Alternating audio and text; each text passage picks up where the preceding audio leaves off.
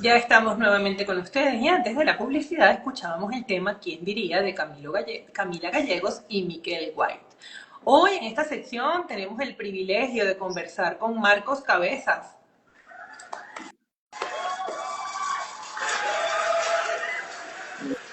un joven argentino con apenas 26 años de edad, ingeniero industrial y un ferviente mensajero nazareno, quien hoy nos hablará sobre los nazarenos perseguidos, también sobre los cristianos perseguidos y por supuesto la labor que ellos como movimiento realizan. Marcos, buen día, gracias por estar con nosotros.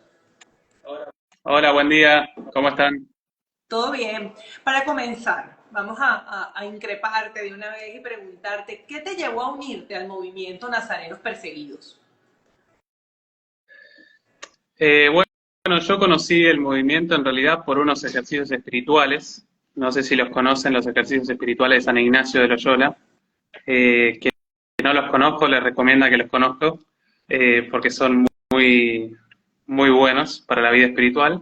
Y así conocí la casa de los nazarenos acá en Buenos Aires. Yo vivo en Argentina, en Buenos Aires. Acá tenemos nuestra casa, la familia nazarena de Buenos Aires. Nos llamamos familia nosotros, no nos llamamos comunidades, como quizás suelen llamarse en los conventos o congregaciones religiosas. Nosotros no somos eso, sino que somos laicos, pero comprometidos, como laicos, pero consagrados a la causa de los cristianos perseguidos como nazarenos, viviendo los consejos evangélicos en una consagración total de vida, pero como laicos.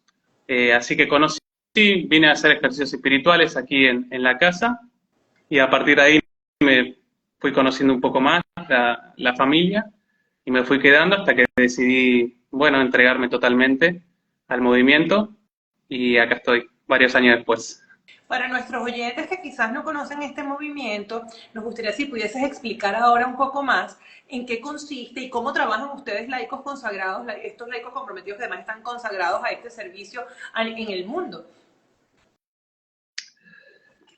Bueno, la consagración laical es una vocación dentro de la Iglesia bastante reciente, digamos, en comparación a otras vocaciones. Recién el siglo pasado hay papas o hay documentos de la Iglesia que empiezan a hablar sobre el tema, que justamente consiste en vivir una vida de compromisos, de promesas, como los religiosos que hacen votos, una vida entregada totalmente a Dios, pero en el mundo, con la dificultad que eso tiene, ¿no? Porque todos conocemos el mundo y sabemos las tentaciones que uno tiene y las dificultades que hay para expresarse como cristiano verdaderamente, y para querer vivir la fe radicalmente. Bueno, el mundo lo hace muy complicado y eso puede dar testimonio de cualquiera de nosotros, ¿no? Entonces nosotros juntamos esas dos cosas, una vida entregada totalmente a Dios, como puede hacerlo algún religioso o un sacerdote, pero como laicos. O sea, por ejemplo, yo me he visto como cualquiera de nosotros, como ustedes, y estudié una carrera y juego al fútbol con mis amigos. O sea, soy un laico como cualquiera, eh, pero con la diferencia, ¿no? De una entrega total a Dios según los consejos evangélicos. Pobreza, castidad y obediencia, que nosotros le llamamos pobreza, pureza y humildad, ¿no? Es entregarse según los consejos evangélicos.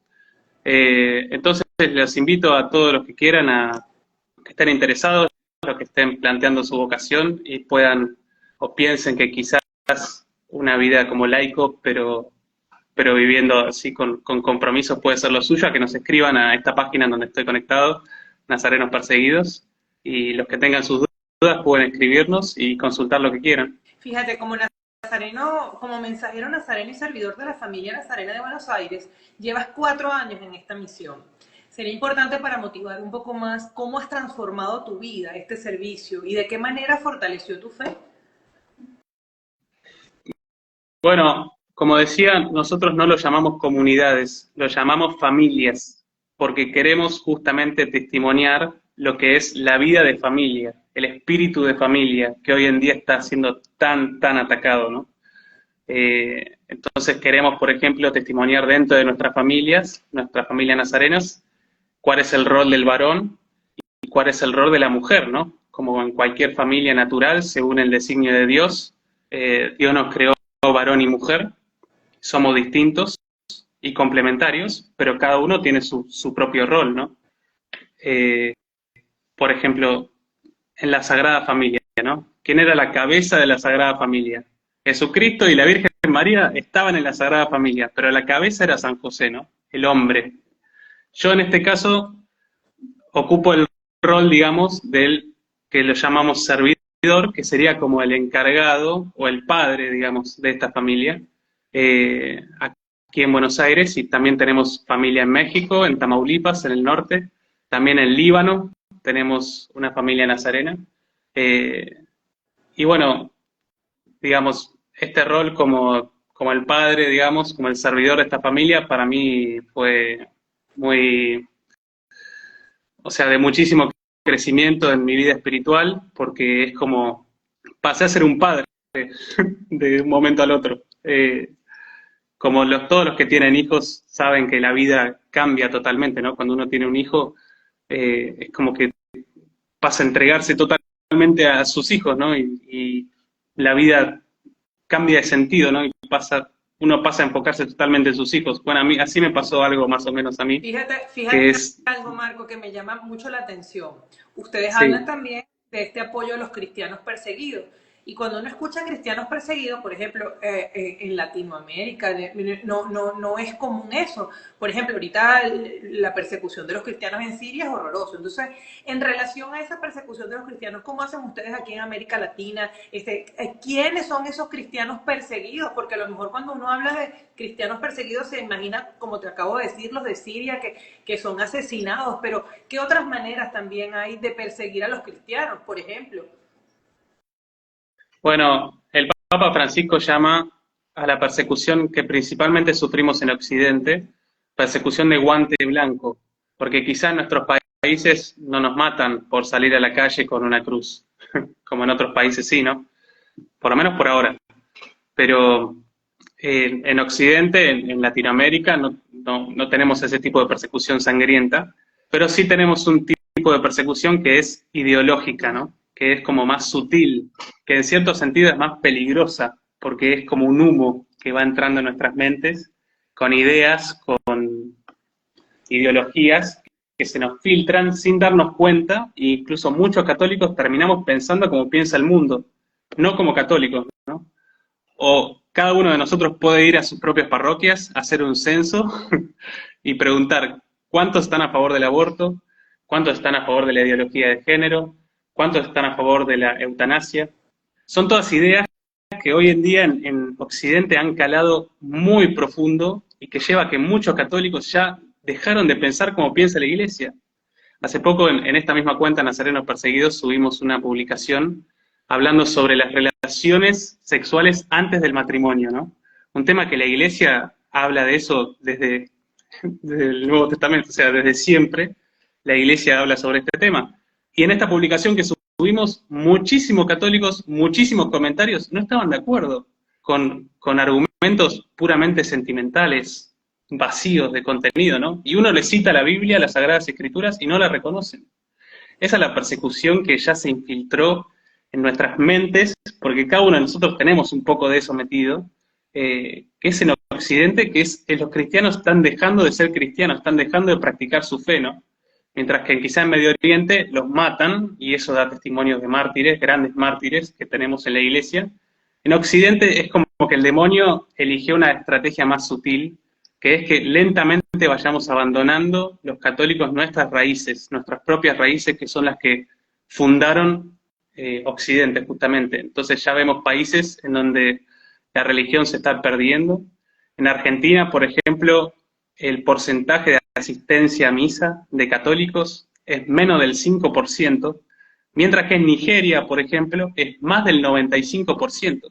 Fíjense como en un país como Nigeria, con persecución sangrienta de los países más peligrosos del mundo, los católicos todos van a misa, y en Argentina no va nadie a misa. Es increíble. Es el espíritu del mundo, es el demonio, y es este tipo de persecución que tenemos actualmente en Y nuestros ya países.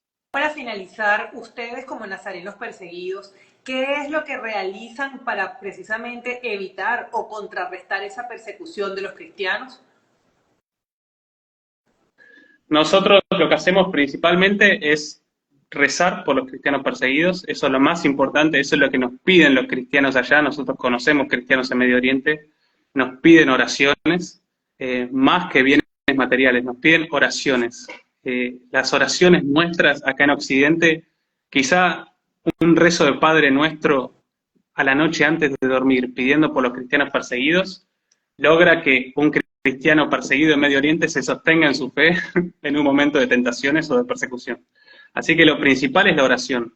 Y después la difusión. Es muy importante dar a conocer lo que está pasando, porque a los medios internacionales no hace falta que se los diga, que no les interesa difundir, por ejemplo, lo que está pasando en Siria, lo que está pasando en Nigeria, lo que está pasando en Pakistán y en tantos países. O alguno prende la tele y recibe noticias de eso. No.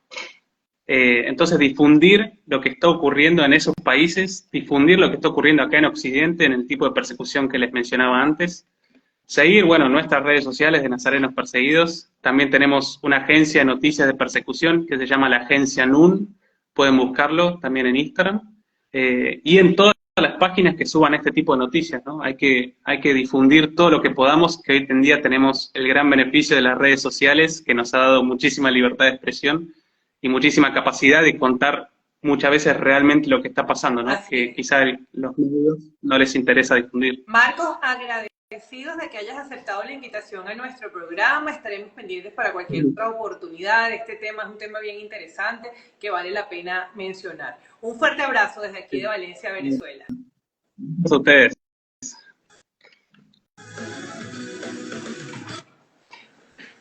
Bueno, seguimos en contacto y cuenta desde aquí con nuestras oraciones, porque no lo habíamos visto de esa manera. Por eso te lo preguntaba, que cuando uno habla de cristianos perseguidos, yo me voy inmediatamente a Siria, pero no vemos la manera como nos están persiguiendo aquí a nosotros. Sí, sí. Es importante que lo difundan ustedes también si tienen un medio de comunicación. Se puede hacer mucho bien. Así es. Bueno, muchas gracias. Un abrazo. Gracias a ustedes. Un abrazo.